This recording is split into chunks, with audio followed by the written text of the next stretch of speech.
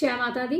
आज हम बात करेंगे कि हमारे घर में पैसा आता तो है लेकिन वो टिकता नहीं है। ये प्रश्न कई लोगों के मन में रहता है कि ऐसा क्यों हो रहा है।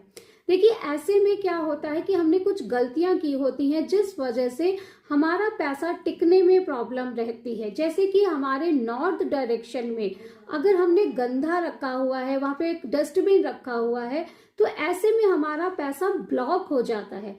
अगर हमने साउथ ईस्ट डायरेक्शन में जो है पानी का स्थान बना रखा है या बाथरूम बना रखा है, तो हमारे खर्चे इतने बढ़ जाते हैं कि हमें पैसों को लेकर हमेशा दिक्कत महसूस होती है। इसी तरीके से साउथ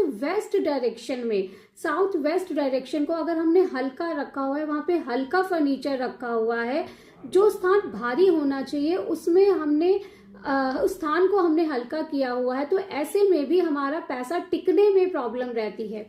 उसी तरीके से अगर हमने घर के एंट्रेंस को गंदा रखा हुआ है, वहां पे जूता चप्पल फैला कर रखे हुए, यानी कि हम घर की एंट्रेंस जब करते हैं तो हमारे वहां पे जूते चप्पल नजर आते हैं, तो ऐसे में क्या रहता है कि हमारे घर में पॉजिटिव एनर्जी नहीं आती है और हमारा पैसा बेफालतू के कामों में खर्च हो जाता है।